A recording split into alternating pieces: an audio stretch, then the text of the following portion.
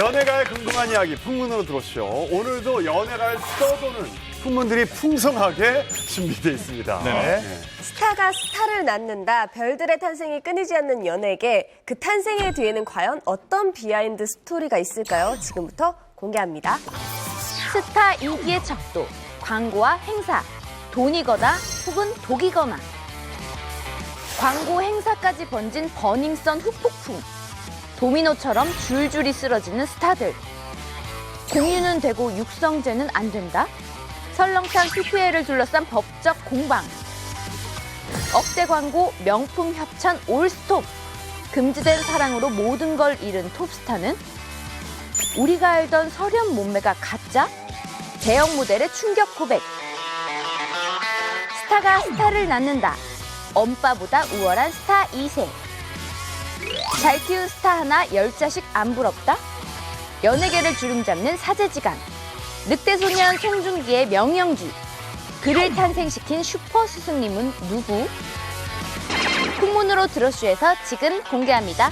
대중의 관심과 사랑을 받는 스타들, 인기가 높고 대중의 관심도가 많을수록 스타들을 찾는 광고와 행사도 그만큼 많아지잖아요. 네, 광고와 행사 섭외가 그 스타의 인기를 보여주는 하나의 척도라고도 할 수 있죠. 그래요. 네, 인기의 정점에 올랐을 때 하게 되는 광고와 행사를 둘러싼 비하인드 스토리를 준비했습니다. 네, 최근 연예계를 쑥대밭으로 만들어 놓은 버닝썬 사태. 이 사건에 연루된 스타들이 다들 주가를 올리고 있던 스타들이어가지고 광고, 행사에도 비상이 걸렸다면서요? 네, 버닝썬 논란의 핵심 인물 중 한 명인 승리 씨는 논란에도 지난 2월 16일 국내 솔로 콘서트를 강행했어요. 하지만 이제 결국 지난 3월 예정되어 있었던 오사카와 자카르타 콘서트는 취소가 되기도 했고요.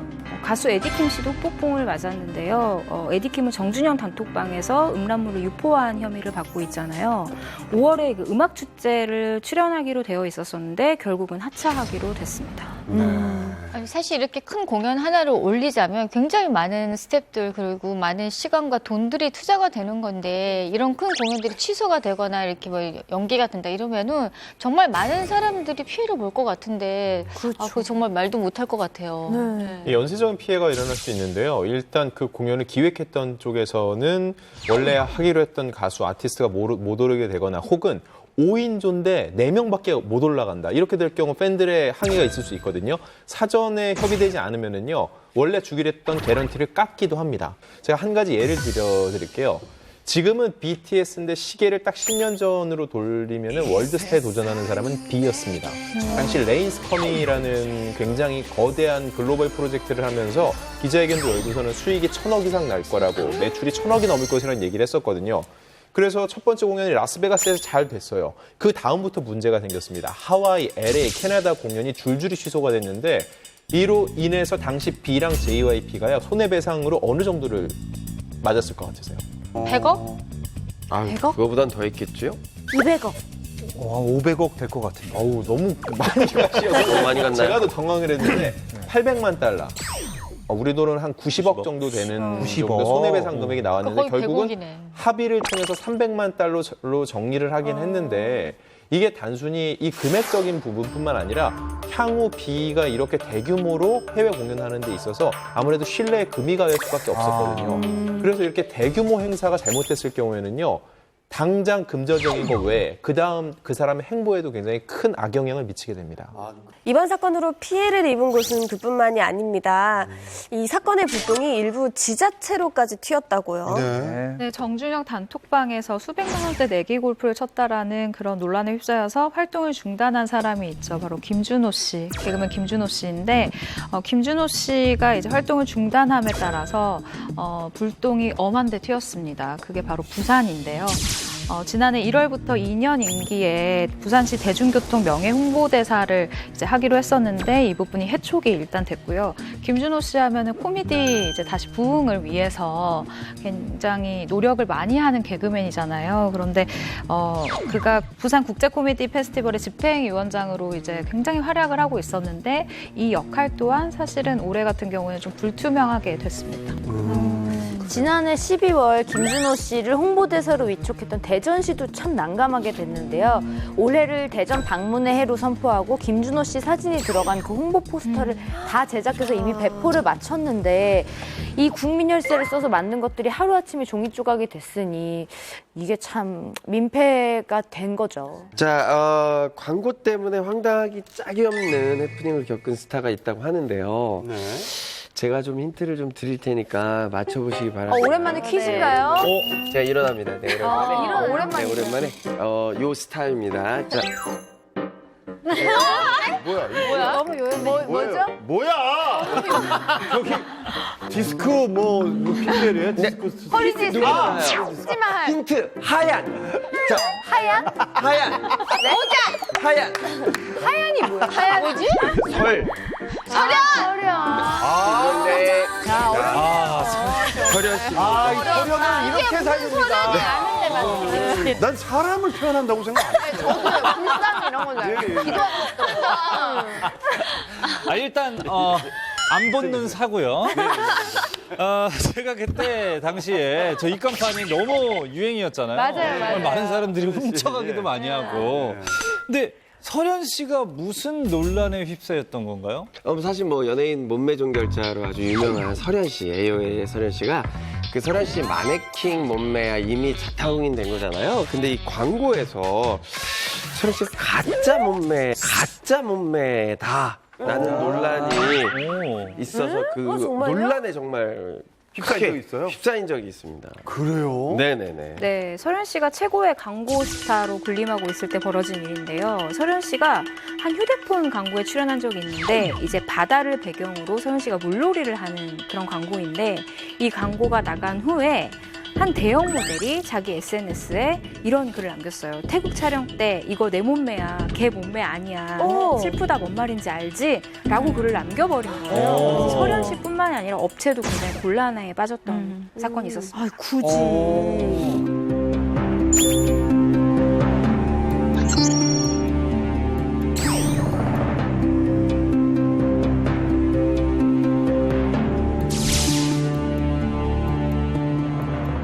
보통 우리 그 설현 씨 하면은 당연히 대역이 없을 거라고 생각하는데 어떻게 대역 모델이라고 저렇게 본인이 얘기를 했을까요? 그러게요. 그때도 다 그런 반응이었어요. 왜냐면 설현 씨 같은 경우는 그 예쁜 몸매 때문에 되게 인기가 많았잖아요. 근데 그냥 몸매 대역이 존재했다는 사실만으로도 사람들이 그러면 우리가 지금까지 본 그 몸매는 다 가짜였던 거냐? 뭐 이런 반응들이 나온 거죠. 그리고 또 그 SNS에 써 있는 글도 어떻게 보면 약간 그런 뉘앙스로 느껴질 수 있는 그런 부분이 있었어요. 근데 뭐 사실은 그건 약간 뭐 설현 씨를 직접 본 분들은 다들 아시겠지만 몸매가 정말 명품 몸매죠. 근데 이제 촬영을 어디 해외를 가든가 뭐 저런 수중 촬영이나 이런 걸 할 때면 대부분 뭐 100%는 아니겠지만 대형 모델 한 분씩 꼭 데리고 갑니다. 그래서 뭐 리허설 할 때라든가 또 필요한, 그러니까 얼굴 외의 부분이 나오는 그런 장면들은 사실은 대형 모델이 하는 경우가 굉장히 많습니다. 그래요. 뭐 광고뿐만이 아니라 영화도 마찬가지고 드라마도 마찬가지죠.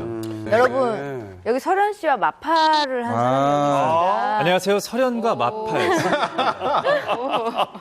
반갑습니다. 근데 이 대형 모델이 좀 이해가 잘 안 되는데 예를 들면 트렌디 씨 얘기 안 듣고요? 아니 뭐 말하는 더 할 얘기도 없습니다. 마팔이 다예요. 예. 뭐 여러 대형 모델분들이 계시잖아요. 그래서 뭐 아마 이 사진과 함께 사실 이 부분은 나도 잠깐 출연했어라든지 이런 건 뭐 본인 자랑도 될 수 있고 홍보도 될 수 있고 나쁘지 않은 것 같아요. 근데 무슨 내 몸매야 걔 몸매 아니야 슬프다 뭔 말인지 이거는 본인의 앞으로 커리어를 위해서도 전혀 하나도 도움 안 되는 일이거든요. 그래서 왜 이렇게 감정적으로 일을 처리를 이 대형 모델 분께서 하셨는지 도저히 제가 예. 대형 모델 오디션을 본 적이 있어요.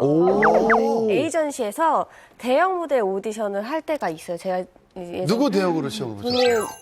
예전에도 얘기했는데 김태 씨예요. 어느 기업의 광고였는데 이게 왜 대역을 쓰냐면 뭐 해외로 나가면 시간이 한정적으로 제한이 있잖아요. 근데 예쁜 그림을 찍기 위해서는 그 모델이 계속 움직일 수 없잖아요. 그 배우가. 그래서 동시에 다른 장소에서 촬영을 해야 하는 경우가 있는 거예요. 시간이 없어서. 맞아. 금액이 풀샷이나 이런 거 할 때는 그래서 아까도 풀샷이 모델하고. 나온 거는 분명히 맞아요. 대역을 쓰셨을 거예요. 이제 네. 계속 설현 씨가 계속 그 장소들을 다닐 수가 없으니까. 그리고 경비가 아까 많이 바닷속으로 들어가는 그럴 필요는 장면이었잖아요. 그러니까 위험하기도 하고 뭐 이렇게 전문가가 이렇게 들어가는 거지. 우리 같으면 그냥 꽂아주거나 이렇게 다 나동거려지겠지만 맞아요. 딱 봐도 전문가잖아요. 이렇게. 저도 그때 오디션 본 게 저 멀리 요만하게 나오는데도 대역을 오디션을 보더라고요.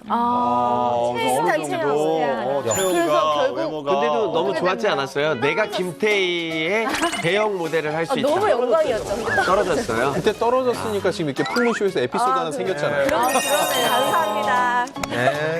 근데 실제로 이 15초 정도 되는 광고에서 1, 2초 정도만 그 대형 모델이었고 나머지는 설현 씨 본인이 직접 촬영한 게 맞다고 이제 해명을 했고요. 사진은 어쨌든 이게 그 조작이나 보정이 가능한데 동영상은 그러기가 쉽지가 않잖아요. 이제 그래서 그런 광고 전체를 이렇게 대역을 쓰는 거는 좀 불가능하다라고 이제 해명을 했습니다. 네네. 네. 수억 원대의 위약금뿐만 아니라 다른 모든 불이익까지 감수한 톱스타도 있었다고요. 네, 사랑의 목숨을 건 스타입니다. 2017년도에 이제 홍상수 감독이랑 불륜을 공개적으로 인정을 했잖아요. 김민희 씨 같은 경우. 저희 두 사람 사랑하는 사이를 저희 나라를 진솔하게 사랑하고 있습니다. 저에게 놓여진 어떤 다가올 상황이나 놓여진 상황 모든 것들을 겸허히 받아들이고 있습니다. 사실 좀 되게 많은 사람들이 놀랐었는데요. 그때 이제 김민희 씨가 불륜을 인정한 이후에 화장품 광고 모델을 계약을 맺고 있던 그 P사에 위약금을 물어주는 그런 일이 있었죠. 네, 근데 당시 김민희 씨가 지불한 이 위약금의 액수는 정확히 알려지진 않았지만 위약금이 광고 계약료에 비례하는 관계로 봤을 때 수억 원대로 추정된다고 합니다. 근데 사실 두 사람이 우리는 정말 사랑하는 사이다라고 공개적으로 얘기 안 할 거라고 좀 예상을 했었는데 의외로 그 완벽하게 이제 이혼 정리가 되지도 않은 상태인데도 불구하고 기자회견에서 우리는 사랑하는 사이다라고 했을 때 저 같은 기혼녀 입장에서는 굉장히 불편했습니다. 전례 없는 일이었잖아요. 앞으로 우리나라에서 말도 안 되는 거죠. 우리나라에서 거의 불가능한 전무후무하죠. 일이죠. 근데 김민희 씨가 그 불륜을 인정했을 당시에 뭐 그냥 일시적으로 했던 게 아니라 정말 고민을 많이 하고 한 거예요. 그러니까 그래요? 위약금을 물어줄 각오를 하고 했고 단지 그때 그 커플이 걱정했던 건 아가씨의 이제 손익분기점을 넘냐 안 넘냐 그 전에 터지냐 이후에 터지냐의 문제를 좀 고민했던 건 사실이거든요. 근데 그때 그 시기가 손익분기점을 간 넘었을 시기에 그게 기사가 났고 두 사람도 인정을 했었죠.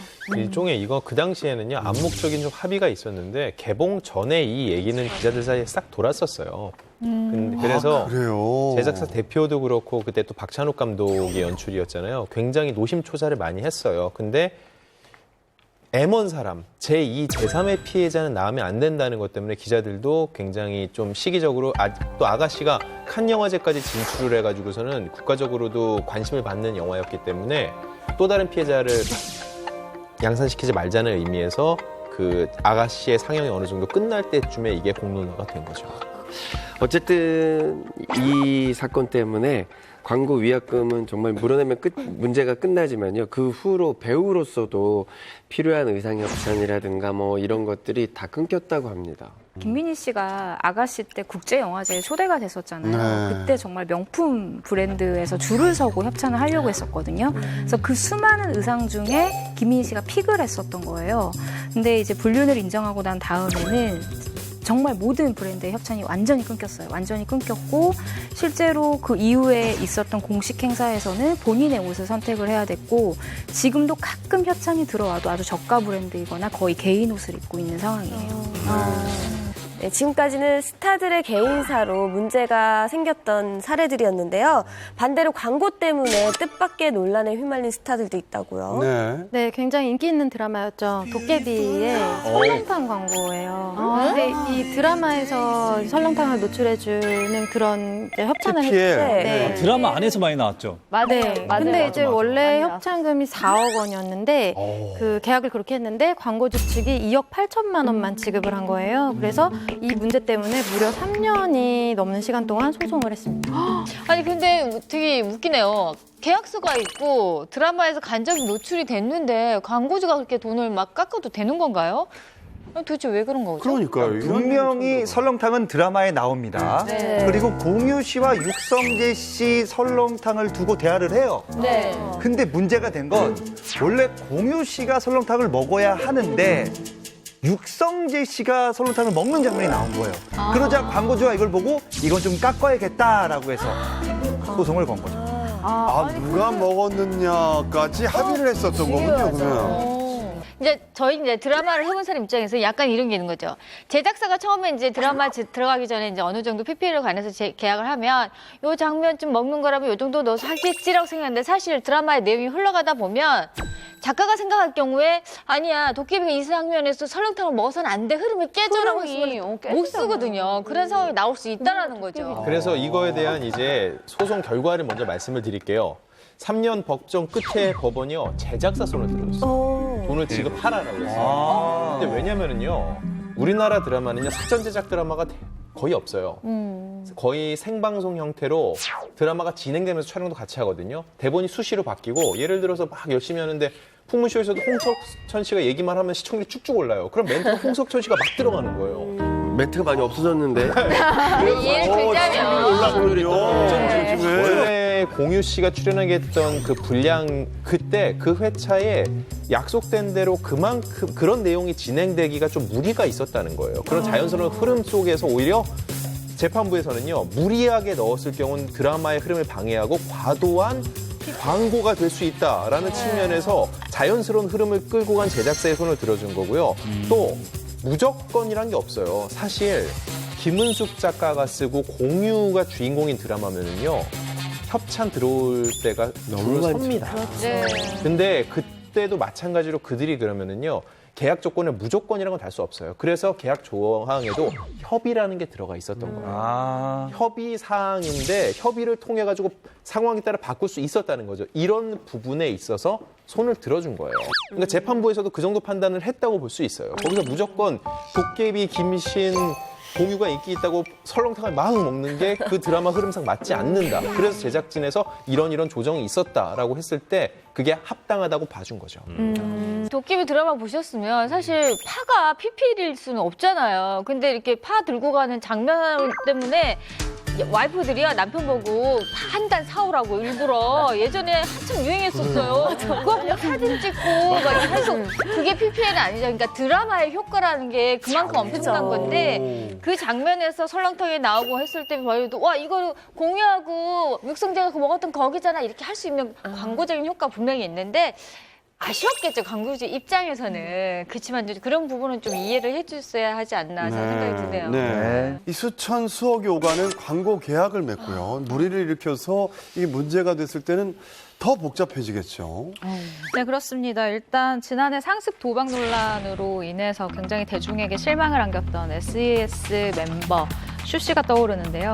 슈 씨 같은 경우는 연예계 다둥이 맘으로 굉장히 많은 사랑을 받았었어요. 아들 1명 그리고 쌍둥이 딸 2명과 함께 육아 프로그램에 출연을 하면서 바다 씨와 이제 유진 씨 같은 경우는 이전에 계속 연예계 활동을 하면서 주목을 받은 상황이었는데 슈 씨가 이제 다시 제2의 전성기처럼 굉장히 많은 사랑을 받았잖아요. 그렇기 때문에 더 충격적이었던 소식이었습니다. 네, 슈가 이때 광고를 20편 정도 촬영을 했는데요. 근데 문제는 이게 자녀들과 전부 촬영했던 광고라는 거예요.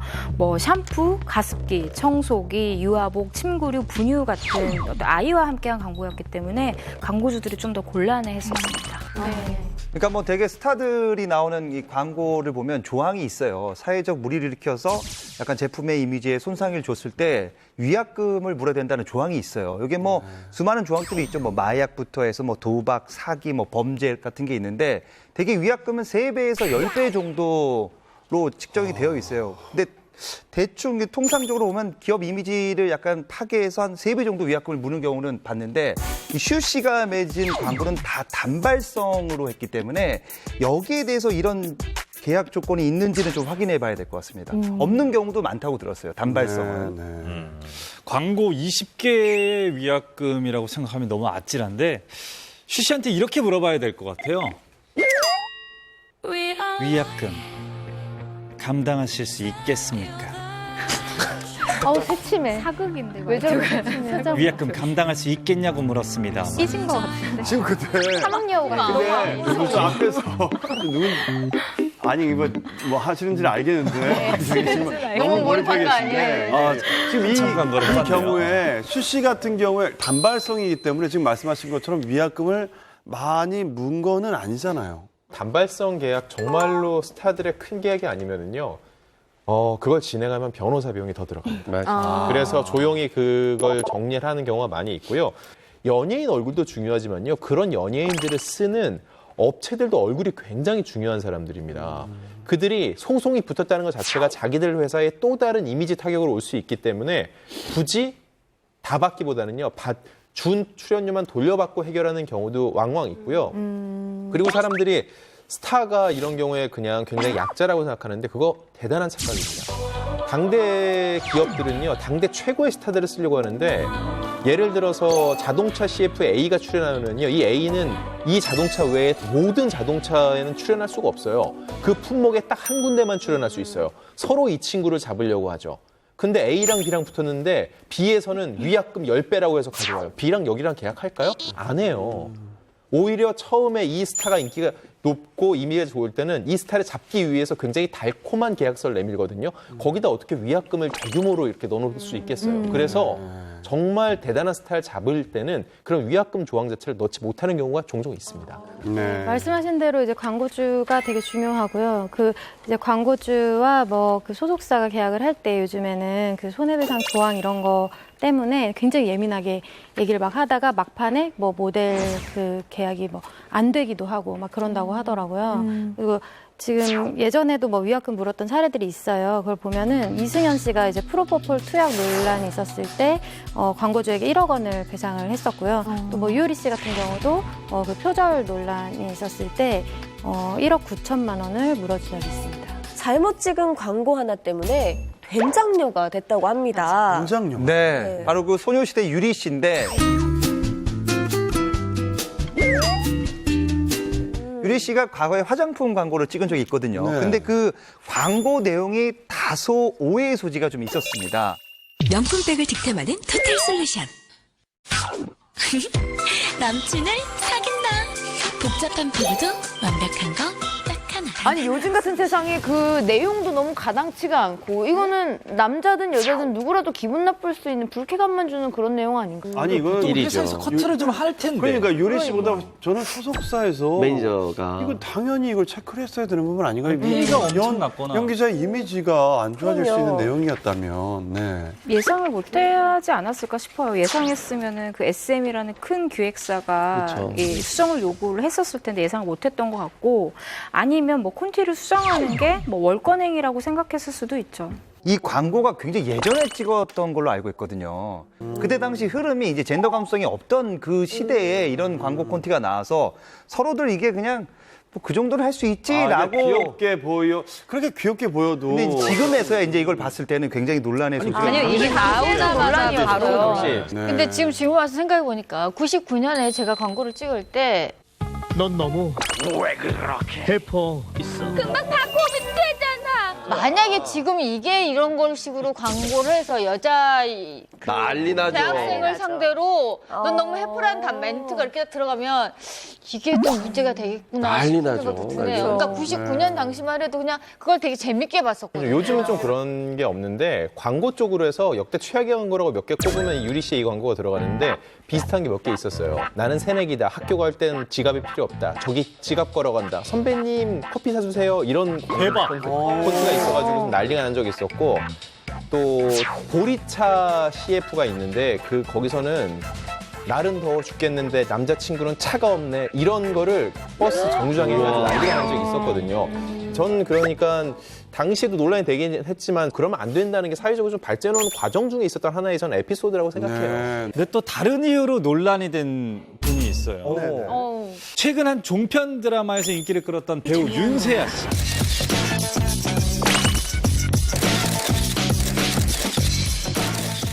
윤세아 씨가 출연한 광고도 논란이 됐다고 합니다. 무슨 일 있어? 무슨 일이야? 무슨 일 있었어? 근데 또 다른 이유로 논란이 된 분이 있어요. 최근 한 종편 드라마에서 인기를 끌었던 배우 윤세아 씨.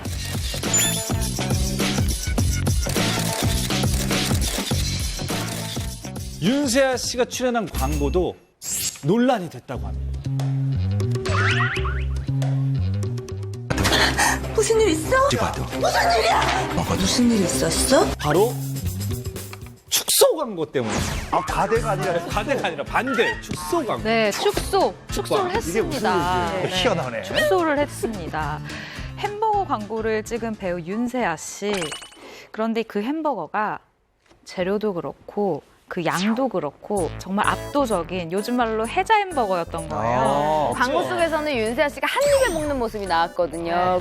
그리고 심지어 좀 잘 보면 그 광고 속의 햄버거가 실제 햄버거보다 좀 작게 보여요. 그래서 많은 분들이 소비자들이 직접 나서서 이거 실제로는 더 큰데 더 양이 많은데 광고에서 왜 이렇게 작게 나왔지 하면서 오히려 두둔할 정도로 광고회사에서 이거를 찍으면서 이걸 의도했을까요? 왜 더 보통 제품을 더 크게 만들고 두툼하게 만들겠죠. 풍성하게 두툼하게 만들 텐데 햄버거 광고면. 근데 아무래도 뭐 여배우가 먹을 때는 아무리 뭐 크고 맛있는 버거도 좀 예쁘게 나와야 되니까 아마 그 광고 현장에서 촬영용 버거를 따로 사이즈를 만들었을 거예요. 윤세아 씨의 입 사이즈에 맞게. 작게 해서 예쁘게 만들었다. 그건 광고회사가 잘못한 거죠. 힘들죠. 제 생각에는 윤세아 씨가 턱관절이 남들보다 남다르다든가.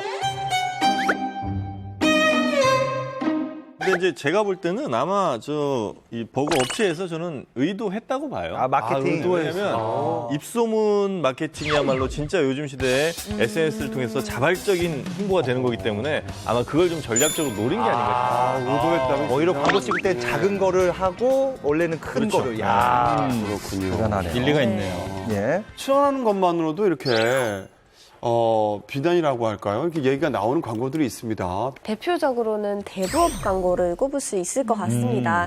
실제로도 수많은 스타들이 대부업 광고에 출연을 했다가 여론의 문매를 맞았었죠. 네, 바로 이제 고소영 씨 사례인데요.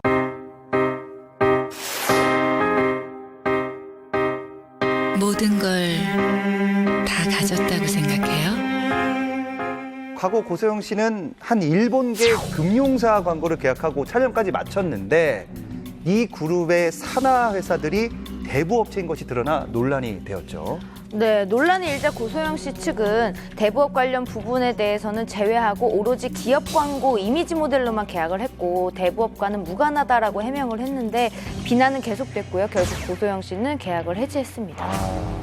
고소영 씨뿐만이 아니라 배우 김하늘 씨, 최수종 씨도 그 대부업 광고에 출연했던 계약을 해지한 적이 있어요. 김하늘 씨는 당시 이미지 훼손을 우려해서 진행 중인 광고 계약 기간이 종료되기 전에 이 출연료를 돌려주고 계약을 해지했고요. 최수종 씨도 재계약을 거절하고 기존 광고 계약을 추진했던 매니저와도 결별을 했다고 합니다. 네. 대부업 광고 출연만으로도 이렇게 대중들에게 비난을 받는 이유는 뭐라고 생각하십니까? 초기 대부업체들이 그 자금들을 일본에서 갖고 온 경우가 많았어요. 그러다 보니까 일본이란 나쁜 이미지 플러스 사채라는 아주 더 나쁜 이미지 합쳐져서 대부업체가 마치 서민들을 핏바라먹는 듯한 이런 이미지로 각인이 되어 있기 때문에 네. 그 회사에 출연한, 그 회사 광고에 출연한 연예인에 대한 이미지까지도 굉장히 좀 훼손된 부분이 있었죠. 네. 이런 말씀드리기 좀 죄송합니다만 뭐가 아쉬워서 그 대부업 광고를 굳이 했는지 톱스타들도 그게 또 궁금하거든요. 사실 너무 간단한 이유인데 돈 때문이에요. 네. 왜냐하면 이 대부업 광고 같은 경우는 대부분의 연예인들이 좀 꺼리고 있기 때문에 보통 개런티보다 한 3배 정도를 더 많이 주거든요. 그래요? 그렇기 때문에 연예인 입장에서는 이걸 거절하기가 좀 힘들죠. 사실 근데 저 같은 경우에는 저 하고 싶은 일에만 열중하다 보니 미안한 마음에 사실 하긴 했었어요. 중후한테만큼은 쉬워야죠. 여성 전문 대출이니까. 1년 동안 쉬고 수익을 내지 않아도 뭘 한 방에 해결하는 느낌이니까 마음의 짐을 제가 좀 내려놓게 되더라고요. 이게 사실 인식이라는 거는 그런 것 같아요. 저도 찍으면서 그 현장에서 마음이 되게 불편해요. 사실은 불편해요. 왜냐하면 이걸 이용해가지고 돈을 뭐 헤프게 쓴다든가 뭐 이렇게 해서 자기가 책임질 수 없는 부분을 가지고 또 했을 경우도 있잖아요. 결국은 그 사람이 선택하는 몫임에도 불구하고 내 얼굴이 나왔을 때 나랑 지인들, 가족들이 또 그거를 다른 사람한테 또 안 좋은 소리를 들었다고 하더라고요. 왜 그걸 찍었느냐, 뭐 굶어 죽을 거 아니면 찍지 마라 이런 얘기까지 들었다고 하니까 다시 제 이야기 들었을 때는 저도 망설이게 되더라고요. 워낙 대중의 반발이 크다 보니까 여론의 문매에 계약을 해지하거나 찍고도 조용히 침묵하는 게 스타들의 일반적인 대응인데 최민수 씨는 조금 다른 대응을 해서 화제가 됐었죠. 네.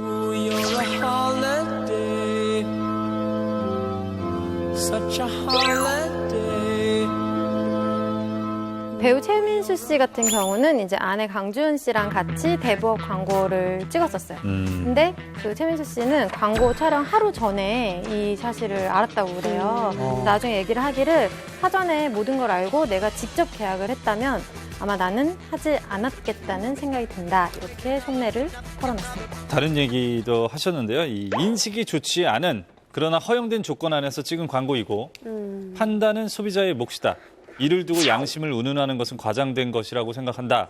사과하거나 후회한다고 말하고 싶지는 않다. 담담히 참아내겠다. 영웅이 되고 싶으냐? 그렇다면 난세를 즐길 줄 알아야지. 난세! 뭐 최민수 씨다운 소신 발언인데요. 예. 일단 뭐 일리 있는 부분이 있는 것 같아요. 광고를 보면은 그게 판단은 이게 소비자의 몫이잖아요. 어떻게 보면은. 그렇죠.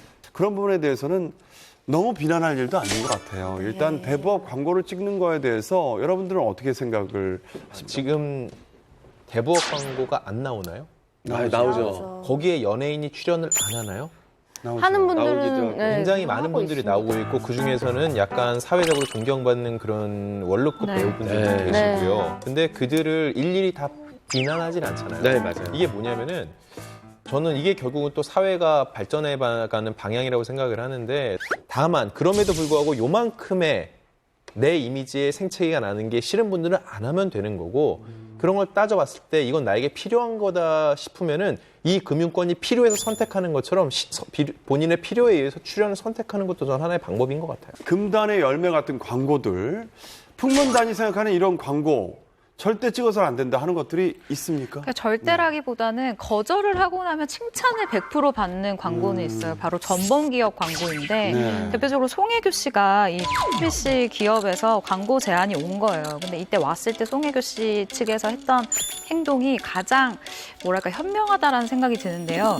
해당 기업이 일단 강제징용의 이 잘못에 대한 사과 그리고 배상을 했는지 안 했는지를 알아봤대요. 그러고 나서 그런 액션이 없었다, 그런 뭐 진실된 행동이 없었다라는 것을 알고 난 후에 이 광고를 거절을 했습니다. 그리고 이 광고 거절 후에 이 송혜교 씨가 했었던 행동이 뭐냐면 항주 임시정부 기념관에다가 안내서를 1만 부를 이제 기증을 했던 거예요. 그러니까 사실은 해서 욕을 먹는 광고 라기보다는 거절하면 사람들이 그 큰 돈을 포기를 했네. 우리나라 아픈 역사를 좀 많이 생각을 했네라고 하면서 칭찬해주는 사례이죠. 네. 저도 들어온 적은 한 번도 없지만 들어온다면 전범기업 광고는 반드시 거절할 겁니다. 들어온다면요.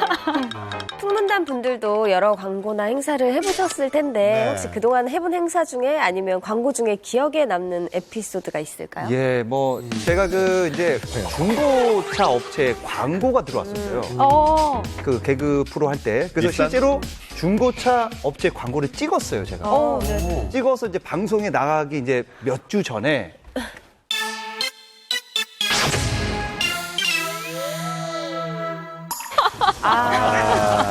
그래서 그것 때문에 광고가 나가지 않고 그냥 정말로 그 차비만 받고 끝낸 적이 있었어요. 그것만 생각하면 마음이 좋아요. 저도 광고를 굉장히 찍고 싶고 네. 회사에 조르기도 하고 네. 저희 안 들어오나요? 근데 제가 악역을 많이 해서 또 그 이미지가 중요하잖아요. 그래서 악역을 하면 광고가 안 들어와요. 진짜. 네, 맞아요. 그게 너무 맞아, 속상하더라고요. 연기일 뿐인데 그 이미지 때문에 꺼요. 요즘 방금 받고 웃고 있는 게 네. 모습이 좋기 일부러 때문에 제가 분명히 저는 이렇게 그럴 수 밝은 있어요. 사람이에요. 예. 보통 밝은 게 아니에요.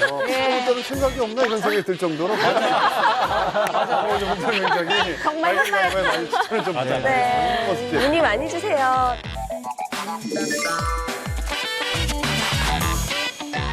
네, 그런가 하면 매일 전국 각지에서 돈을 쓸어 담는 연예계 행사 퀸들도 있다고 해요. 네. 맞습니다. 대표적으로 행사에 키노를 진 장윤정 씨가 있지 않습니까? 안돼 좀 있다 있다요 그래 더 있다 장윤정 씨가 과거 인터뷰에서 이런 얘기를 합니다.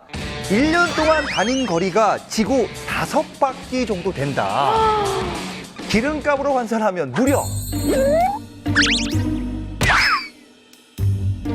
2억 5천만 원이다라고 밝힌 적이 있습니다. 남편 도경환 아나운서와의 그 수입은 무려 100배가 차이 날 정도라고 합니다. 와, 대단하죠. 그런데 홍진영 씨도요, 장윤정 씨 못지않은 행사의 여왕이란 말이에요. 근데 홍진영 씨도 과거 한 방송에서 하루에 뛴 행사 거리만 2,000km, 1년 기름값은 1억 2천만 원이 넘는다고 했습니다. 이 정도면요, 우리 홍진영 씨가 1년 동안 행사를 어느 정도 했을 것 같습니까? 두세 개 이상이에요. 하루에 한 3-4개는 두 개요? 두세 개요? 두세 개 이상. 두세 하루에 개, 적어도. 하루에. 매일매일. 정답은요? 1,000단위예요? 1,095개입니다. 1,095? 아니 1년 동안 1,095개를 어떻게 뛰어? 내가 얘기한 하루에 3개씩. 하루에 3개? 하루 3개? 야, 이야.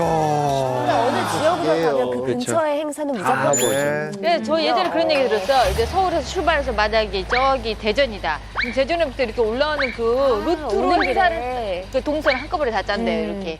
이런 식으로 팔도를 행사. 이렇게 돌면서. 자, 트로트 행사 퀸 하면 또 트로트, EDM의 장르를 개척한 김연자 씨를 빼놓을 수 없잖아요.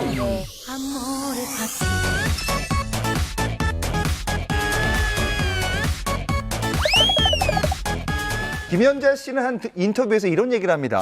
하루에 행사를 1,000km 이상 뛴 적이 있다라고 해요. 그러니까 휘발유값만 하루에 60만 원 이상 나온다라고 밝혔습니다. 하루에? 근데 이게 아모르 파티 때문에 이제 굉장히 부각이 됐잖아요. 근데 네. 처음에 아모르 파티 냈을 때는 그닥 반응이 없었다고 합니다. 맞습니다. 그 역주행 신화를 쓰게 된 계기가 열린음악회에 나갔을 때 딱 열린음악회 PD가 김연자 씨에게 이 노래는 꼭 제발 좀 불러줘라. 그래서 아무도 모를 때 이렇게 부르게 됐는데 그 노래를 엑소 팬들이 보고 엑소 팬들이 그 노래를 보고 SNS에 올리면서 이렇게 역주행 신화가 시작됐다라는 풍문이 있어요. 근데 어느 날 갑자기 그 젊은 사람들이 SNS에서 예.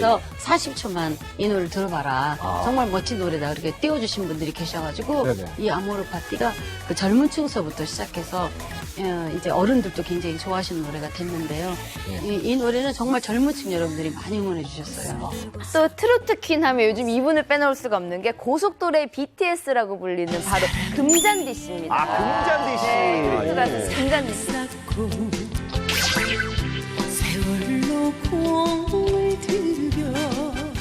한 달 행사만 99개, 거의 100개 가까이 한 달에만. 대박. 그리고 지금까지 팔린 음반만 300만 장. 우와, 300만 네. 장. 10억에 달하는 아버지 빚을 10년 동안 일해서 다 갚았다고 합니다. 와, 대단합니다. 대단하죠.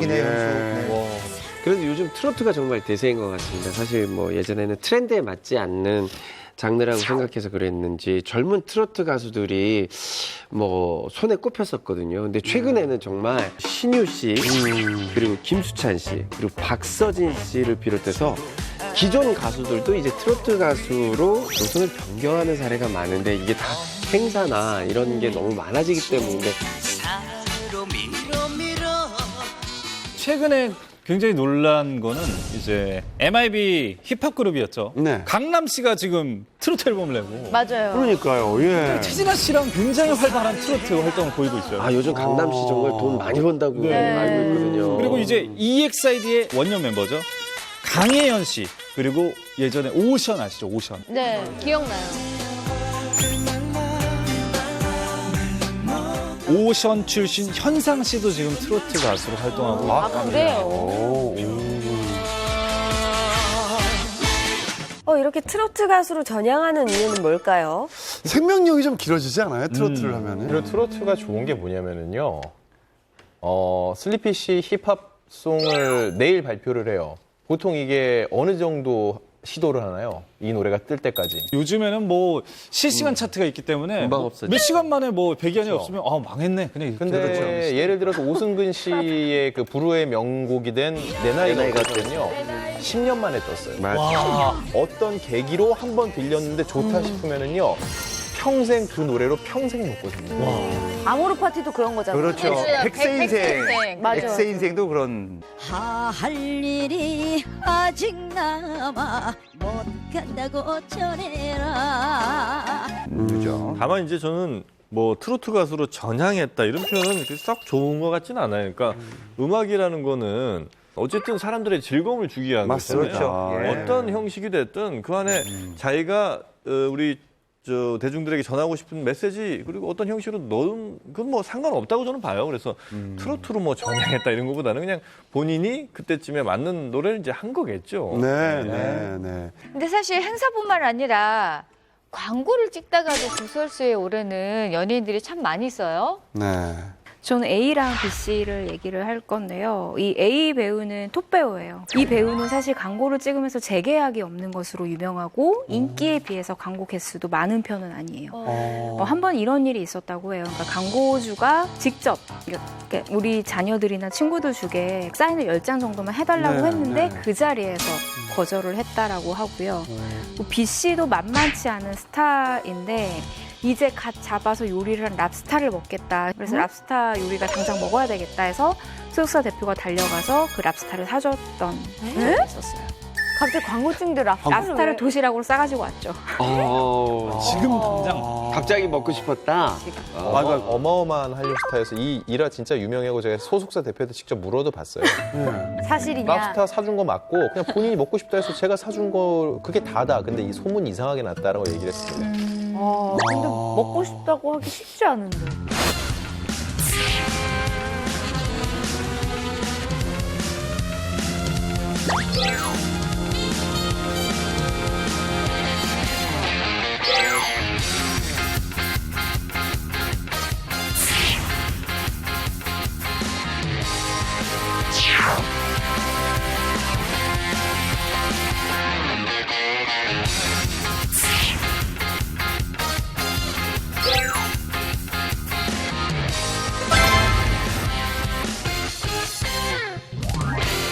스타가 스타를 낳는다. 연예인 가족, 그 화려한 족보에 대해서 살펴보는 시간.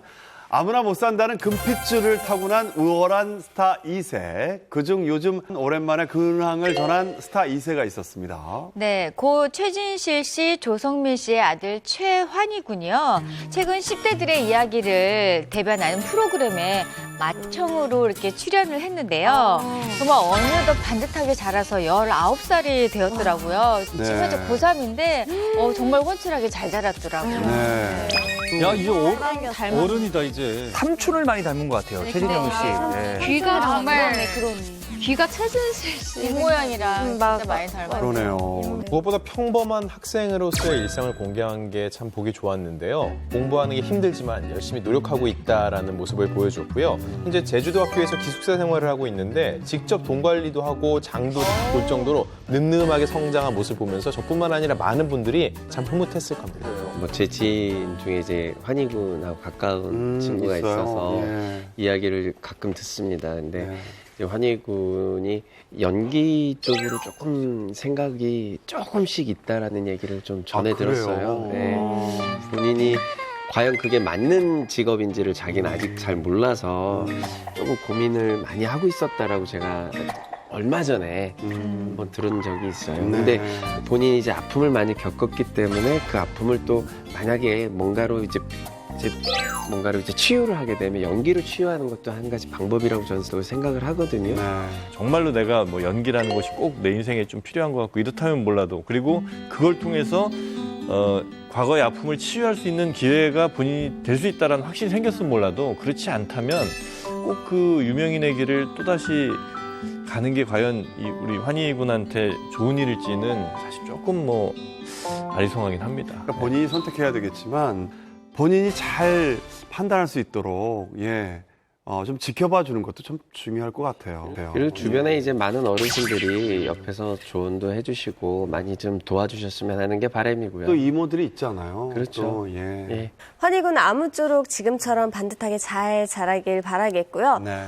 부모님의 스타송을 이어받아서 스타가 되겠다는 야심찬 포부를 밝힌 2세가 있다고 합니다. 네. 요즘 SNS에서 아주 핫한 스타 2세가 있는데요. 훈훈한 외모와 피지컬로 바로 정변의 주인공이다. 오빠라고 부르고 싶다. 라면서 랜선 이모들이 난리가 났습니다. 바로 이종혁 씨의 아들 이탁수 군인데요. 네, 아빠 어디가 출연할 때 10살이었는데 벌써 7년이 흘러서 17살. 초등학생과 고등학생은 어마어마한 차이인데요. 그 아빠 어디가에 함께 출연했던 윤호 아빠, 윤민수 씨가 라디오스타에 나와서 근황을 전했는데 이미 키가 180cm가 넘는 훈남이라고 하고 아빠인 이종혁 씨보다 더 크대요. 게다가 이제 배우가 되려고 예고에 진학할 예정이라고 합니다. 보니까 실제로 예고에 진학한 것 같은데요. 그 SNS에 그 교복 입은 이 증명사진을 올렸는데 굉장히 훈훈하게 변했습니다. 자야지 어디 봐요. 어머. 못 알아보겠어. 그러니까 얼굴형 봐. 와, 탁수 잘생겼네. 그립다. 저 정도면 말이죠. 네. 제가 이종혁 씨하고도 굉장히 친한데 아빠를 닮지 않은 것 같아서 다행이네요. 네, 오죽하면 이탁수 군한테는 굉장히 유명한 걸그룹 멤버가 예비 며느리를 자처했다고. 누구죠? 누구요? 네. 아이고 저 같아도 하겠습니다. 일단 바로 위키미키 멤버 김도현 씨인데요. 김도현 씨. 2017년도에 K본부 연애정보 프로그램에서 이종혁 씨 인터뷰 중에 탁수랑 저랑 4살 차이가 난다고 하는데 저 며느리로 어떠세요? 어머나. 4살 차이는 궁합도 안 본다라고 윙크를 날렸다고 합니다. 오, 대단합니다. 야, 김도현 씨도 인기 아니, 엄청 그러니까요. 요즘 누가 4살 차이입니까? 저희 부부 보세요. 8살 차이. 이 정도는 돼야죠. 하면서 17에 8, 25.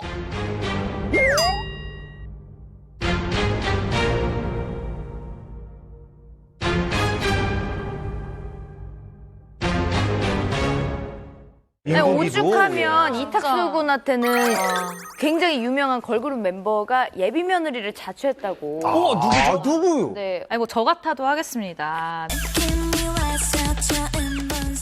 일단 바로 위키미키 멤버 김도현 씨인데요. 김도현 씨. 2017년도에 K본부 연애정보 프로그램에서 이종혁 씨 인터뷰 중에 탁수랑 저랑 4살 차이가 난다고 하는데 저 며느리로 어떠세요? 어머나. 4살 차이는 궁합도 안 본다라고 윙크를 날렸다고 합니다. 오, 대단합니다. 야, 김도현 씨도 인기 아니, 엄청 그러니까요. 요즘 누가 4살 차이입니까? 저희 부부 보세요. 8살 차이. 이 정도는 돼야죠. 하면서 17에 8, 25.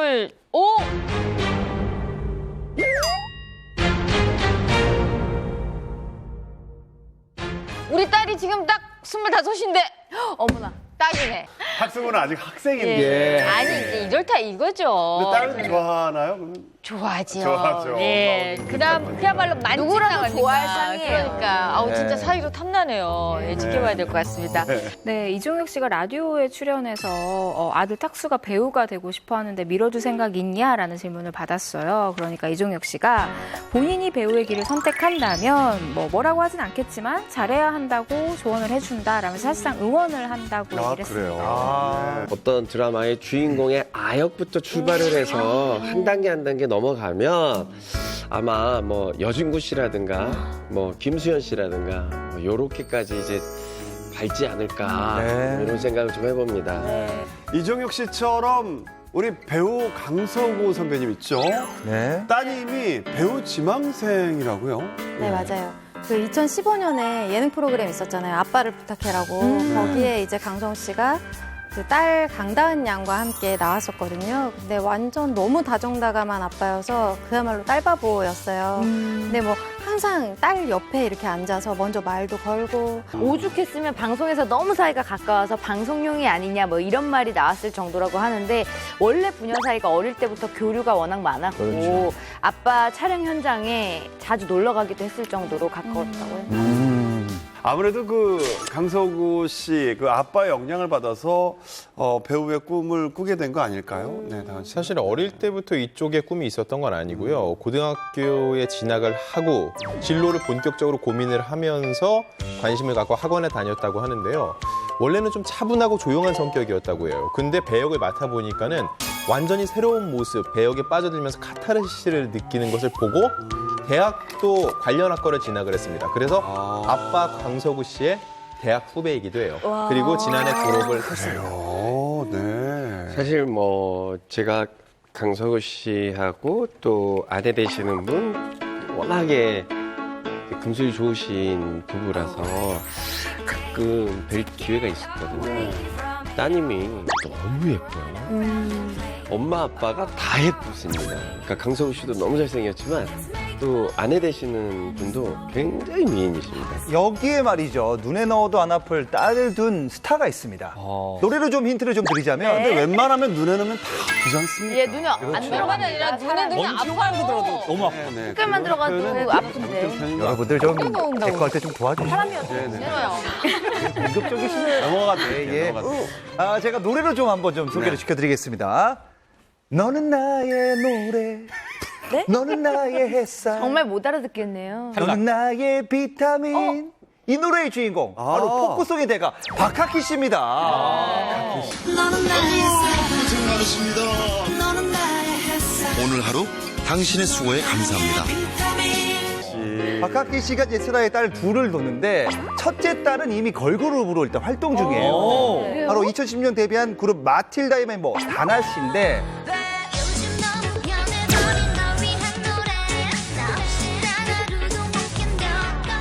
근데 제가 2002년에 박학기 씨랑 같이 라디오를 했을 때 네. 처음 저 그 큰 딸을 더 데려온 적이 있었어요. 근데 진짜 인형 너무 이뻐가지고 눈이 땡그래가지고 진짜 너무 이뻐서 네, 오빠 나중에 꼭 연예인 시키세요 했는데 진짜 됐더라고요. 둘째 딸 정현 양은 아직 데뷔는 하지 않았는데요. 과거 6년 6개월 만에 컴백한 박학기 씨의 음반 피처링에 또 참여를 해서 음악 토크쇼에도 같이 출연하고 아버지 기타 반주에 맞춰서 비타민을 함께 부르기도 했습니다.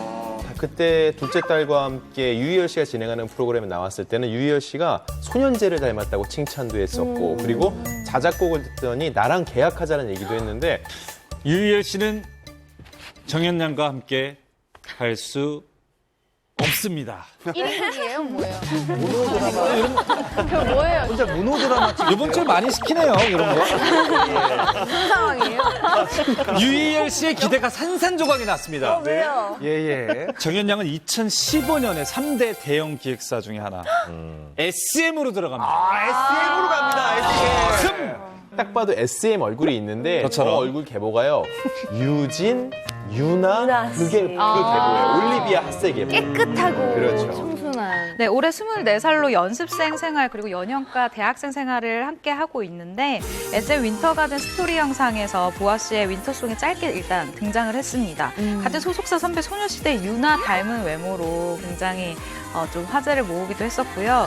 방탄소년단 세계관 시리즈 뮤직비디오에서 멤버 슈가와 호흡을 맞추기도 했다고 합니다. 근데 이 소속사에서 얼마나 고른 연기자이겠어요. 그쪽 입장에서는. 사실 뭐 연예인분들 중에 자식이 나와 같은 길을 걷는다 그러면은 걱정부터 하실 거예요. 힘든 길이니까. 그리고 더군다나 잘 돼도 혹시 뭐 아빠랑 엄마 후광 덕에 되는 거 아니야? 이런 얘기가 나올 걸 알기 때문에 더 조심스러워 하실 겁니다. 네. 예. 요즘은 다 아세요. 물론 드라마에서 좋은 배역을 받았다 하더라도 본인이 그 능력을 보여주지 않으면 그 후폭풍이 오히려 더 거세다는 거를 사실은 요즘은 모를 수가 없거든요. 그래서 오히려 연예인 부모님들은 섣불리 나서기가 더 쉽지가 않죠. 처음에는 이게 이름표거든요. 내가 여기 나와요. 우리가 썼던 것처럼 누구누구의 아들 하면은 네가 홍석천 아들이야? 이렇게 되면서 하다가 어느 순간에는요. 얘가 뭘 해도 꼬리표가 되는 거예요. 이름표가 이제 홍석천 아들이라고 대롱대롱 달려서 오는데 이걸 본인이 떼내기 위해서는 무조건 홍석천보다 훨씬 잘 돼야 되거든요. 웬만큼 잘 돼서는 그 아버지 후광 이 얘기가 나올 수밖에 없는데 정말로 어느 정도냐 딱 예를 들자면 하정우 씨 정도 되면 이제 김용건의 아들이라는 얘기가 안 나오는 겁니다. 무엇을 하고 있나요? 2015년 비공개 결혼식을 올렸고요. 네. 결혼 7개월 만에 아들을 출산해 지금 현재 아들이 5살입니다. 정말 누구를 닮았을지 가장 궁금한 이나영, 원빈 씨 부부입니다. 원빈 이나영. 어떻게 생겼을까? 누구 닮았을까요? 야, 진짜 궁금하다. 아직 공개가 한 번도 되지 않아요. 아니 누굴 닮아도 상관없지 않나요? 누굴 닮아? 그러니까 그게 어떻게 정말 아름답게 조화롭게 어떻게 나왔을까? 궁금해. 보통 엄마를 닮아서 이쁘면 좋겠다는데 아빠를 닮아서 이쁠. 아빠도 너무 예쁘고. 야, 이건 어떻게 봐도 솔직히 다행이고. 빨리 좀 더 나았으면 좋겠어요. 그 사람이 그런 얼굴로 좀 더 많은 조합이 됐으면 좋겠어요. 저는. 근데 두 분의 그 아이가 어떻게 생겼을지도 너무 궁금하지만 그 육아 스타일도 되게 궁금해요. 맞아. 워낙 드라마나 영화에서만 보던 분들이라 아이를 어떻게 키우실까. 한 번도 공개 안 했어요. 되게 신비주의잖아요. 우리가 신비주의라서 알려진 게 너무 없어요. 어때요? 이나영 씨는 본인 입으로 일단 신비주의 절대 아니다라고 기자들을 만나서 얘기를 했었어요. 그러니까 딱히 신비주의 이미지가 아니라 평범한 가정처럼 그냥 살림하고 육아하고 뭐 대본 회의도 하고 그냥 아주 그냥 보통의 사람들처럼 살고 있다라고 보통의 얘기를 해요. 사람들이라면 그냥 마실도 다니고 그럴 텐데 한 번도 아이들하고 이렇게 마실 다니는 게 뭐 공개되거나 그런 적이 없잖아요. 근데 저도 이게 좀 신기한 게 그렇게 좀 포착이 된 적은 없잖아요. 근데 실제로 이나영 씨를 만나보면 정말 소탈해 보이거든요. 근데 제가 듣기로는 이나영 씨의 육아 철학이 약간 방목형이다. 이런 풍문을 입수했어요. 맞아요. 충분히 근데 그럴 것 그럴만해요. 이 부부 자체가 좀 느긋한 스타일인 것 같고 성격이 이나영 씨 같은 경우도 진짜로 막 만나보면은 되게 털털하고 이래서 되게 의외라고 얘기를 하니까 저 막 집에서도 막 드레스 입고 있고 그럴 것 같아요? 이렇게 물어보더라고요. 네, 그럴 것 같아요. 그러니까 전혀 아니라고 그런 얘기를 많이 들었다고 얘기를 하더라고요. 근데 이 두 분 다 약간 먼 미래를 계획해서 거기에 맞춰서 막 움직이는 그런 스타일이 아니래요. 그래서 아이를 키우는 거에 있어서도 막 요즘에는 아주 꼬마일 때부터 막 유치원은 어디 보내야 돼 막 이런 얘기를 막 하잖아요. 근데 그러지 않고 그냥 지금 당장 아이한테 필요한 거 해줘야 되는 거 그런 것들을 생각하면서 그렇게 육아를 한다고 합니다. 이분들의 아이도 굉장히 욕심내실 거예요. 이병헌, 이민정 부부예요. 야, 여기도 정말 궁금해. 인격단이 넘쳐납니다. 와, 여기도 엄청나. 장동건 씨가 얘기하길 평소 이병헌, 이민정 씨 부부와 자주 만나는데 두 사람이 이 아들이 딱 엄마 아빠를 반반 섞어놓은 것처럼 생겼다고 하더라고요. 눈은 이민정 씨를 닮아서 초롱초롱하고 또 전체적으로는 이병헌 씨 이미지와 많이 닮았다고 합니다. 이거 엄청나게. 게다가 또 목소리가 또 이병헌 씨 닮으면 단언컨대 메탈은 가장 완벽한 물질입니다. 일단 뮤지컬 배우 김호영 씨도 두 사람의 아들을 보고 너무너무 잘생겼다. 일단 아버지와 닮았는데 엄마의 장점, 아빠의 장점을 쏙 빼닮았다라고 얘기를 했거든요. 근데 제가 아는 분이 유치원을 보내는데 그 유치원에 이 부부의 아들이 와요. 그래서 등원기를 한번 저한테 설명을 해준 적이 있는데 일단 유치원에서도 인기가 많대요. 그 또래 애들은 더 잘생긴 거를 더 빨리 알잖아요. 애기들이 잘생기고 못생긴 걸 더 빨리 알더라고요. 맞아요. 그러니까 신기하네. 뭐 저 잘생긴 삼촌, 이쁜 이모 네. 이렇게 분별법이 너무 확연하다면서요. 그래서 아기가 워낙 잘생겨서 유치원에서도 인기가 많은데 아이들한테만 인기가 많은 게 아니라 학부모들, 등원을 시키는 이 어머니들도 그 아이가 지나가면 처음엔 좀 신기해서 보다가 나중에는 아 우리 애랑 좀 친하게 지냈으면 좋겠다. 약간 이러한 인기 또한 굉장히 많다고 합니다. 누구나 그러지 않을까요? 이민정 씨 말에 따르면 또래보다 언어도 좀 빠른 편이라고 하는데요. 친구가 기네스북에 등재하라고 말을 했을 정도로. 친구들이 문제네요. 내가 아니 근데 맞아요. 정말로 그 아들이 돌 전에 이유식 먹이라고 앉혀놓으면 물 그리고 국 이런 한 글자짜리 말은 웬만하면 다 하고 돌 전에 엄마 아빠 외의 단어를 말하는 경우는 굉장히 드문데 벌써 말이 되게 빠르다고. 사실 이제 제가 이 이병헌 씨 아들을 본 적이 있습니다.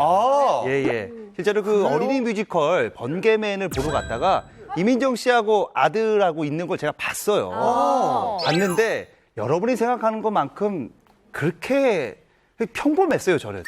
제 아들이 훨씬 예뻐요. 오늘 너무 평범했어요, 그냥. 자기 아들을 위해서 지금 남의 아들. 아니, 진짜 평범했어요, 그냥. 지극히 그 나이 또에 지금 평범했고. 댓글이 난리가 났습니다. 실시간 제 아들이 댓글이.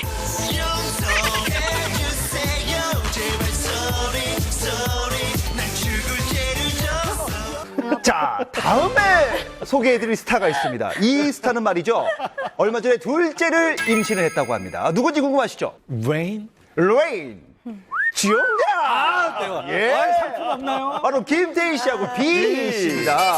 두 사람은 2017년 1월에 결혼해서 그해 10월에 첫째 딸을 가졌는데 이 첫째 딸에 대한 정보가 전혀 없어요. 이름도 몰라요. 얼굴도 몰라요. 이 질문을 합니다. 누굴 닮았냐는 질문에 비희 씨가 쌍꺼풀만 있다라고 답하고 더 이상 얘기가 없어요. 그럼 김태희 씨를 닮았다는 소리인가요? 그런 얘기도 없어요. 김태희 씨 오랜 매니저분에게 물어봤어요. 진짜 궁금한 거예요. 얼마나 예쁠까. 근데 하늘이 내려준 것 같아요. 눈은 김태희 씨를 닮았고요. 입술이 비를 닮았어요. 어머. 비가 보세요. 입술 비가 잘생겼잖아요. 입술 최고의 조합 아닌가요? 그러니까 장점만 그대로 닮아 있대요. 정말 예쁘다고 커서 어떻게 될지 궁금하다고 얘기해요. 아니 이렇게 예쁜 딸을 자랑해도 시원찮은 판에 꽁꽁 숨겨놓고 얼마나 마음이 싱숭생숭할까요? 원래 꿀단지는 숨겨놓는 거예요. 근데 어쨌든 간에 이런 이름조차 공개하지 않는 거는 그만큼 아이를 보호하고 싶다라는 어떤 그런 의도겠죠? 그러니까 평범한 삶에 대해서 이게 부모들이 진짜 그런 걸 못 가져봤기 때문에 어느 순간부터는 근데 어린 나이부터는 사실은 아이가 지나가면 그냥 아이고 두 분 따님인가 봐요 아들인가 봐요 이런 리액션 이상이 나올 거 아니에요. 그렇죠. 얘가 걔요 막 그러고 막 이게 아이한테 얼굴 좀 보자. 맞아. 그래서 아이가 너무 부담스러워. 2세 프로그램에 출연했던 많은 아이들이 끝나고 나면 후유증을 겪는데요. 그러니까 왜냐하면 그냥 아는 척하는 정도가 아니라 오랫동안 마치 알고 지냈던 사람처럼 마치 이모 삼촌처럼 이렇게 아는 척을 해버리니까 근데 어디를 가든 그런 사람이 있으니까 얘가 세계관이 무너지는 거죠. 나는 모르는 사람인데 자꾸 나한테 와서 스킨십을 하려고 그러고 아는 척을 하고 막 물어보고 하니까 얘가 이제 흔들리는 거예요. 그래서 그런 얘기를 듣고 그럴 때는 조금 아는 척을 너무 많이 하면 안 된다고 하더라고요. 그래서 실제로 그 2세를 마주친 적이 있어서 너무 반가운 거예요. 예쁘고. 근데 그냥 모르는 척 했거든요. 아직 공개된 적이 없던 스타 2세에 대해서 혹시 들은 얘기가 있으실까요? 저는 김희선 씨의 딸, 그 연하양. 김희선 씨가 그 딸 연하양의 발 사진을 이렇게 올렸는데 그거 자체도 너무 예쁘다고 해서 이게 화제가 될 정도로. 왜냐면 김희선 씨는 강대 최고의 여배우였으니까요. 근데 예쁜 것도 예쁜 건데 제가 들은 얘기는요. 김희선 씨랑 비슷한 지역에서 이렇게 놀이학교나 이런 데를 어린이집을 다니는 아이를 둔 엄마한테 들은 얘기인데 너무너무 애가 바르고 똑똑하대요. 그래서 주변 애들이 너무너무 좋아한대요. 네, 그래서 김희선 씨가 아시겠지만 성격이 정말 활달하고 주변에 친구들이 정말 많잖아요. 성격 대박이죠. 그렇죠. 근데 그래서 아이가 굉장히 리더십도 있고 무엇보다 그 지역에선 영재로 유명하다고 합니다. 근데 지금 이런 얘기를 하는데 홍석천 씨하고 저하고 눈이 마주쳤어요. 이게 자식은 하늘이 주신 거라고 그러는데 네네. 뭐 너무 있는 분들의 얘기만 한다는 게 요즘 뭐 또 1인 가구들이 많으니까 그렇죠. 하지 마시죠.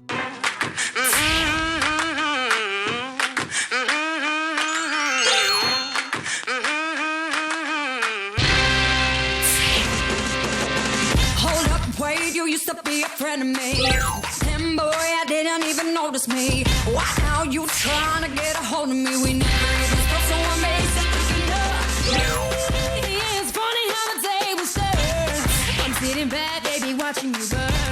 No regrets is a lesson learned. That's what you think ain't my concern. How about something I let you know? My ride and I assume control. You blew it, baby, it's a 자, 잘 키운 스타 하나, 열 자식 안 부럽다. 라는 말이. 자식이라는 단어를 너무 강조하지 마십시오. 저도 모르게. 너무 악센트 주지 마세요. 열 자식에는 열 자식이 뭐. 저도 어디서 미운 새끼로 활동하고 있기 때문에 이 자식이라는 말에 대해서 저도 모르게 이렇게 강조가 나오네요. 예. 어쨌든 이런 말이 있을 정도로 스타가 키운 스타도 있습니다. 네. 연예계 대표 사부 어떤 스타들이 있을까요? 네, 최근 너튜브에서 후배 가수들의 커버 영상으로 제2의 전성기를 누리고 있는 가수 권이나 씨를 다들 아십니까? 아, 너무 잘 알죠. 아십니까? 요즘에 뭐 노래 잘하는 환갑 아저씨라고 아주 그냥 그렇죠. 인터넷에서 난리예요. 난리예요.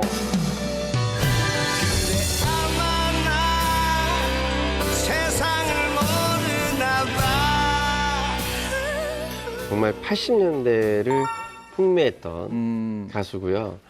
빗방울 떨어지는 너무 좋아요. 아, 명곡이죠. 그때 그 정서가 있어요. 네. 비 오는 날 수채화. 정말 대단한 노래였는데, 근데 이분의 제자가 누군지 궁금해지는데요. 제자가 정말 어마어마합니다. 정말 깜짝 놀랍니다. 누군가요? 바로 제자가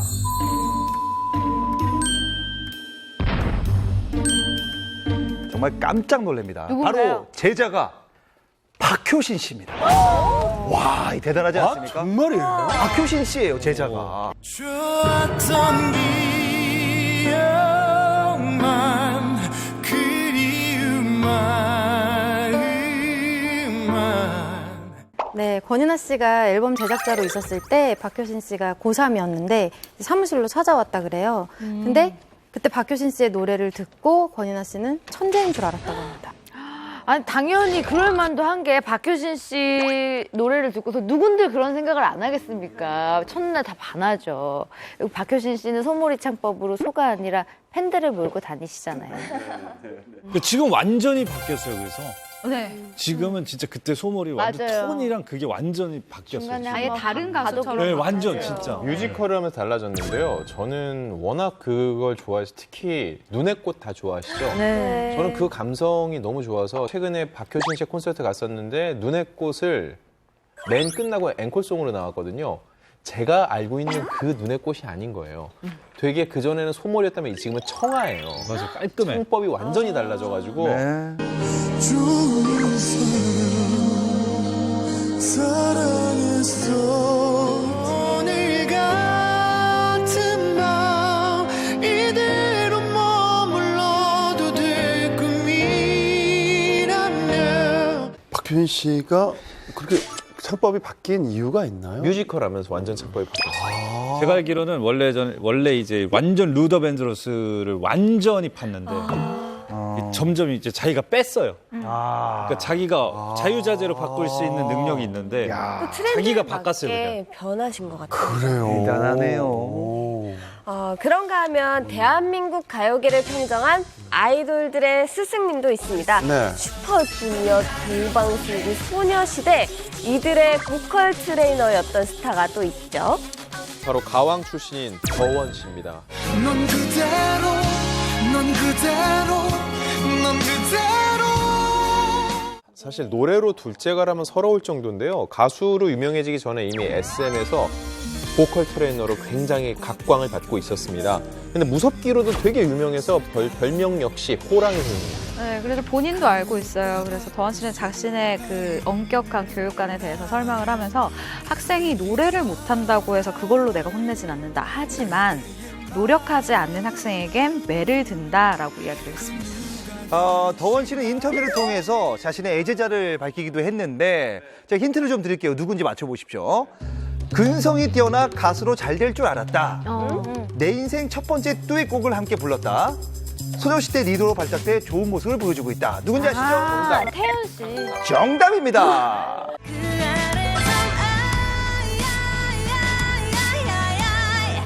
더원 씨는 이제 태연 씨가 중3이던 2004년에 2집 앨범에 듀엣곡을 같이 불렀다고 밝혔습니다. 당시에 태연 씨는 SM에 입사하기도 전이었다고 그래요. 아, 그래요? 네. 근데 이제 더원 씨가 떡잎부터 잘 알아본 거죠. 와, 신기하네요. 보컬뿐만 아니라 연기 스승님도 굉장히 많잖아요. 네.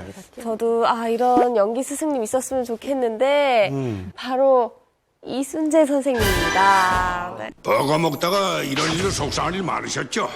이제 걱정하지 마세요. 네, 이순재 씨는요, 1998년 세종대 영화예술학과 석좌 교수로 초빙이 돼서 다수의 학생들을 가르쳤는데요. 그때 학교를 다녔던 학생 중에 지금 활발하게 활동하는 톱 배우들이 상당히 많습니다. 이순재 선생님께 배웠다면 많을 것 같아요. 기본기가 정말 탄탄하고 뭐 안 봐도 연기력 하나는 인정받을 수 있는 연기자들이 과연 누가 있을까요? 송혜교, 한지혜, 유연석까지 네로라는 톱스타들이 있고요. 특히 송혜교 씨 같은 경우는요, 이순재 씨가 직접 함께 연기하고 싶은 배우라고 밝히기도 했고요. 그래서 각별한 애정을 드러냈습니다. 네, 이순재 씨는 한지혜 씨와의 에피소드를 공개하기도 했었는데요. S본부 드라마에 출연하게 된 이 한지혜 씨가 촬영 스케줄상 연습에 매일 나올 수 없는 상황이 된 거예요. 근데 이순재 씨가 이렇게 이야기를 합니다. 다른 학생들은 매일 나와서 연습을 하는데 너는 못 나오지 않냐? 시약점을 주겠다. 대신 돈을 버니까 연습 때 올 때 이제 다른 친구들에게 줄 빵을 좀 사와라라고 얘기를 했다고 합니다. 그리고 한 번 스승은 영원한 스승이라고 하잖아요. 오죽하면 유연석 씨는 이순재 씨에 대한 충성심과 존경심을 꾸준히 드러내 왔는데요. 이순재 연기 인생 60주년 기념 축하 모임에도 참석을 하고 또 60주년 기념 연극 세일즈맨의 죽음에는 본인이 드라마 촬영 일정이 있어서 이제 합류하기가 조금 힘들었는데 서울 공연은 함께하지 못했지만 지방 투어부터 이제 뒤늦게 합류할 정도로 굉장히 따른다고 합니다. 저 스승님을 네. 존경하는 마음이 대단하네요. 그렇죠. 예. 저는 이순재 씨 수업을 들어봤어요. 그때 제 결혼식 이제 주례 봐주시는 것 때문에 그래서 학교로 갔다가 그냥 수업에 들어가서 앉아서 들었어요. 근데 이런 책을 보고 하는 수업이 아니라 정말로 그 고전을 갖고 이걸로 실질적인 연기를 하는 실용적인 굉장히 그런 연기를 직접 지도를 해주시는데 연기를 배운다는 걸 넘어서 배우로서의 자세를 많이 가르쳐 주시는 것 같아요. 그래서 이순재 씨께 연기를 배운 배우들이 보면은요, 기본기가 되게 탄탄하고 평소에도 이제 배우로서 이런 평판이 좋은 편입니다. 자, 대학 강단이 아니라 연기 학원에서 아르바이트를 하면서 스타들을 가르친 배우가 있다고 하던데요. 네, 바로 이범수 씨인데요. 중앙대 연극학과 출신인데 대학 시절에 연기학원에서 강사를 하셨어요. 네. 근데 이분의 제자들도 유명합니다. 가장 유명한 분은 하정우 씨예요. 청출어람이라고 볼 수 있을 것 같고요. 그 다음에는 김강호 씨도 있고요. 신화의 김동완 씨도 이범수 씨한테 연기를 배웠다고 합니다. 남다른 열정으로 후배들을 양성하는 이범수 씨는요, 현재도 그 소속사 신인 배우들을 상대로 이렇게 강의를 하신다고 하는데요. 특히 감정 수업을 굉장히 많이 하는데 1부터 10까지 그 감정의 진폭을 굉장히 다르게 표현하거나 분출하는 것들을 가르친다고 합니다. 그게 정말 쉽지 않은 건데. 그러고 보니까 저 이범수 씨 수업도 들어봤네요. 진짜요? 안 기사님은 뭐지? 할 거예요? 뭐 아니에요. 취재의 일환이었는데 S본부의 기적의 오디션이라고 배우를 뽑는 오디션 프로그램이 기억나요. 저 정말 좋아했어요. 당시 이범수 씨 팀에 있던 손덕기라는 친구가 결국은 시선장애라는 그런 장애가 있었는데 우승을 했어요. 이범수 씨가 만들어냈는데 그때 현장 공개가 있어서 각 선생님들의 수업에 기자들이 들어가서 참관을 했는데 제가 하필 이범수 씨 클래스에 들어가서 그걸 봤어요. 제시를 주는 거예요. 이런 식으로 종이 하면은 종이를 네 온몸으로 표현해봐. 그래서 굉장히 추상적인 거를 그러니까 몸을 잘 쓰는 거를 많이 가르치는 편이었어요. 그냥 특정 장면과 화면에 있어서의 어떤 연기를 보여봐가 아니라 표현력이 좋아야 된다는 거죠. 배우는 너의 온몸을 다 쓸 줄 알아야 되니까 손끝까지 표현 다 써서 이거 1이라는 숫자를 표현해봐. 종이 한 장을 표현해봐. 그런 거를 수업을 했는데 사실 저는 이 연기를 전공한 사람이 아닌 입장에서 보면서 조금은 굉장히 힘들었거든요. 저런 수업이 어떤 도움이 될까 싶었는데 결국은 그 팀에서 우승자가 나왔어요. 대단합니다. 예. 정말 그 이범수 씨의 연기 철학이 돋보이는 부분이 뭐냐 하면요. 미래가 불투명하고 힘들 때 가장 믿을 수 있는 건 연습뿐이다. 저한테 하는 얘기 같네요. 마임의 대가라고 불리는 배우가 있습니다. 찰리 채플린. 아쉽습니다. 아닙니다. 일명 한국의 앤디 서키스라고 불리는 분인데요.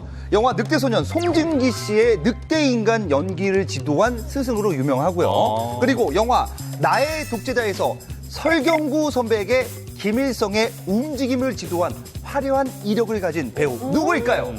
글쎄요. 궁금하시죠? 전혀 모르겠어요. 누구죠? 바로 배우 이준혁 씨입니다.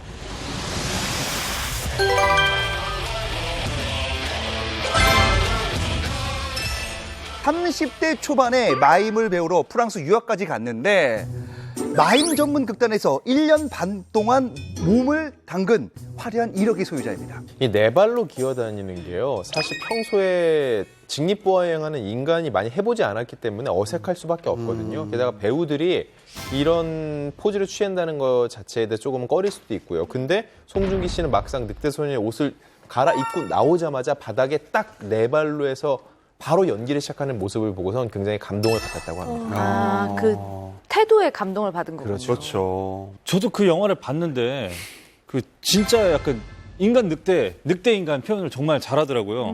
근데 그렇게 완벽하게 연기를 펼치려면 조금 오랜 시간을 좀 투자했을 것 같이 보이거든요. 그렇죠. 일단 굉장히 많은 노력을 들였는데 늑대의 움직임을 굉장히 많이 흉내내려고 노력을 했다고 합니다. 일단 기본적인 호흡, 그러니까 사람의 호흡과 짐승이 호흡하는 방법은 분명히 그 흉곽부터 다를 거예요. 근데 이 부분도 연습을 하고 신체를 분할하는 과정, 그러니까 머리, 가슴, 하체를 뭔가 다르게 움직이는 방법을 연습하고 음식을 먹을 때 육식동물인 늑대가 코로 냄새를 먼저 킁킁킁킁 맡는 그런 모습이라던가 원래 늑대는 엉덩이를 들고 있는데 이게 좀 영화로 봤을 때 아무래도 좀 미학적이지가 않은 거예요. 그렇기 때문에 엉덩이는 안고 상체는 드는 그런 자세를 또 창조를 했다고 합니다. 근데 이준혁 씨가 한국예술종합학교에서 7, 8년 정도 강의를 꽤 오래 했더라고요. 또 당시 가르쳤던 학생 중에는 김동욱 씨, 또 윤박 같은 스타들도 있고요. 특히 배우 김동욱 씨는 영화 국가대표 촬영할 때 이제 당시 수업을 들었는데 수업에 한 번 나와가지고 시험 때는 꼭 나오라고 이제 당부를 했대요. 안 그러면 F를 주겠다. 이렇게 음장을 놨는데 지방에서 촬영 중이라서 못 오겠거니 했는데 진짜로 수업에 참가를 하고 햄릿 움직임을 해오라고 과제를 내줬었는데 정말 너무 준비를 잘 해와서 굉장히 놀랐었다는 일화를 전했습니다. 대단합니다, 열정이. 그리고 이분 빼놓을 수가 없는데 슬리피시라고. 네? 슬리피시가 이제 뭐 엠플라잉, 또 AOA. 가르치셨다고요? 가르치죠. 랩을 가르친 거죠? 그렇죠. 랩을 가르쳤죠. 그들이 지금 랩으로 되게 각광받고 있나요? 각광받고 있죠. 자, 사제지간으로 만난 스타도 있겠지만 매의 눈으로 끼를 알아보고 스타가 픽한 스타도 있죠. 네, 바로 정유성 씨인데요. 정유성 씨는 신인을 발굴하는 안목이 아주 탁월한 분입니다. 정유성 씨가 밤무대에서 당시 인기가 굉장히 많았던 이영자 씨를 그 방송에 한번 데뷔해봐라 지상파에 진출시킨 장본인인 건 유명한 에피소드거든요. 근데 정유성 씨가 당시 이영자 씨의 매력에 대해서 이렇게 얘기를 하셨어요. 무대를 장악하는 힘이 남달랐다. 근데 실제로 정말 이영자 씨가 그렇잖아요. 좀 제대로 그 매력을 좀 캐치해서 보셨던 것 같아요. 네. 전희성 씨가 정말 연예계 미다스손이시네요. 예. 인재만 쏙쏙 알아보는 비결이 있다면 뭘까요? 네, 바로 관찰인데요. 아, 관찰. 네, 이게 사람 관찰은 돈이 없어도 할 수 있는 취미라고 얘기를 한 거죠. 근데 배우분들이 되게 신기한 게 네. 관찰력이 아주 좋은 것 같아요. 그래서 저는 되게 놀랐던 게 예전에 하정우 씨가 저를 한 번 보고 두 번째 때 어디 딴 데서 봤는데 저를 처음 봤을 때 신발 색깔 이런 것까지 기억을 하는 거예요. 예전에 무슨 신발 신고 계셨잖아요. 그래서 제가 어떻게 아세요? 그랬더니 저 원래 그런 거 잘 봐요. 근데 배우분들이 굉장히 관찰력이 좋은 분들이 많아서 전 되게 깜짝깜짝 놀랄 때가 있는데 전희성 씨의 스타발굴 능력을 전수받기라도 한 걸까요? 이영자 씨도 한 연예인의 재능을 알아보고 키워줬다고 합니다. 고1 때 그 S본부의 슈퍼모델 선발대회가 있었는데 이때 데뷔한 사람이 바로 홍진경 씨입니다.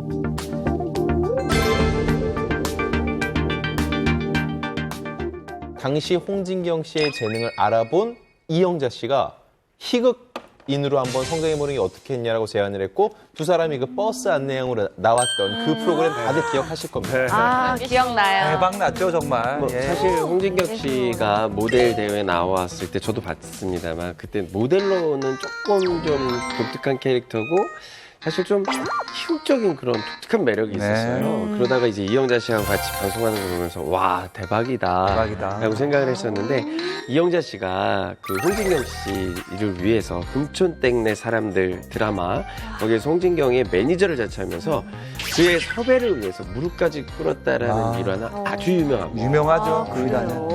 그러니까 이영자 씨 아니었으면 그 영자의 전성시대에서 안개 심어라 이거 탄생 못했을 수도 있어요. 없어졌어요. 버스도 없습니다. 예. 근데 그 당시에 홍진경 씨는 이 유행어를 하기 싫어했다라고 들었는데 사실인가요? 홍진경 씨가 이때 나이가 진짜 어렸어요. 17살. 그러니까 사춘기. 고1. 네, 그런 뭔가 좀 감성이 민감한 시기에 대사를 막 이렇게 하는 게 너무 쑥스럽고 좀 창피했다라고 해요. 그래서 결국 대사를 안 하면 안 되겠냐라고 이렇게 얘기를 했는데 그 말이 듣는 사람 입장에서는 코너에서 하차하고 싶다라고 들린 거죠. 그래서 약간 작은 소동이 있었다라는 그런 비하인드 스토리가 있었어요. 근데 어쨌든 결론적으로 대사를 해서 그 덕에 홍진경 씨도 스타덤에 올랐고 또 그 후에 모델로서도 굉장히 승승장구를 했고 그를 방송인으로 키워낸 이영자 씨를 평생 은인으로 생각을 한다고 합니다. 연기파 배우로 굉장히 유명한 김성균 씨라고 네, 아시죠? 그분이 이제 범죄와의 전쟁이 거의 데뷔작이었는데 그때만 해도 이분이 소속사도 없었어요.